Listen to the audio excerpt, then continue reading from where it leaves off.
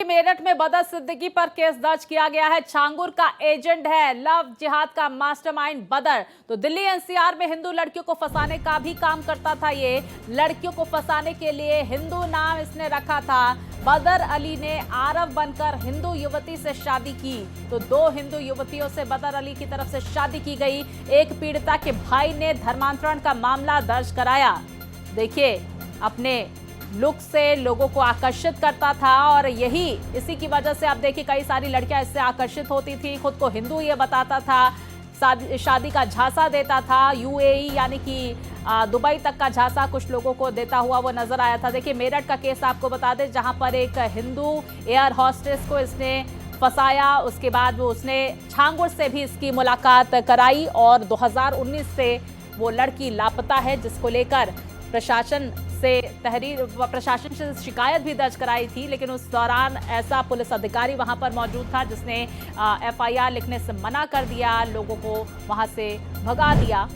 और उसके बाद देखिए, अब बदर अली, जिसके खिलाफ ये बड़ी जानकारी, बदर सिद्दीकी पर मेरठ में केस दर्ज किया गया। छांगुर का एजेंट, लव जिहाद का मास्टरमाइंड बदर, जो चॉकलेटी बॉय के नाम से छांगुर की गैंग में जाना जाता था।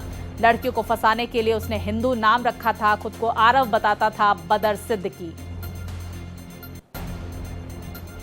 तो बड़ी जानकारी आपको दे दे, जहां पर मेरठ में बदर सिद्दीकी पर फिलहाल केस दर्ज किया गया है। ये बड़ी जानकारी सामने निकल कर आ रही है। छांगुर का एजेंट और लव जिहाद का मास्टरमाइंड है बदर अख्तर सिद्दीकी, जहां पर दिल्ली एनसीआर में हिंदू लड़कियों को फंसाने का भी ये काम किया करता था। लड़कियों को फंसाने के लिए उसने हिंदू नाम रखा था।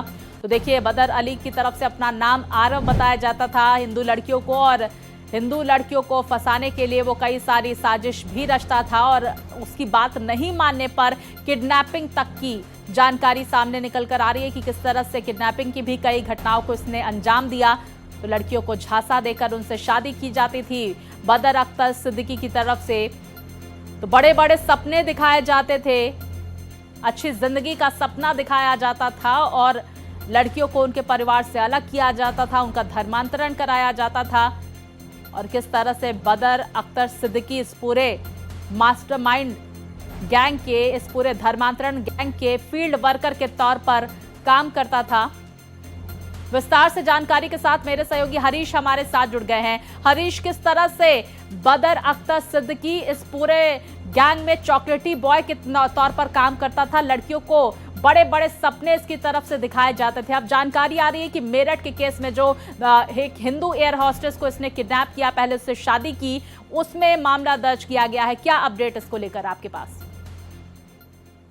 देखिए स्वाति, ये पूरा मामला मेरठ के सिविल लाइन इलाके का है। एक आशा नेगी नाम की लड़की जो काफी दिन से लापता है, उसने धर्म परिवर्तन करके आरव उर्फ बदर अली से शादी कर ली और उसके बाद से वो लापता चल रही है। उसके परिजनों ने धर्मांतरण की शिकायत करते हुए इस पूरे मामले में एफआईआर दर्ज कराई है और अब इस पूरे मामले में पुलिस नोएडा तक इस पूरे मामले में जांच में जुट गई है। अब आरव उर्फ जो बदर अली है, वो हिंदू लड़कियों को फंसाने के लिए अपना नाम हिंदू रखता था और बदर अली ने एक नाम आरव रखा था अपना, और उसको लेकर बताया भी जा रहा है कि उसने एक दूसरी शादी भी एक शर्मा नाम की लड़की से की थी और उसको लेकर भी कुछ पुख्ता सबूत अभी सामने आ रहे हैं। लगातार पुलिस उस पूरे मामले में भी जांच पड़ताल कर रही है। हरीश, किस तरह से बदर अख्तर जो है सिद्दीकी, उसकी तरफ से लड़कियों को झांसा दिया जाता था? क्या सोशल मीडिया का इस्तेमाल किया जाता था इसके लिए?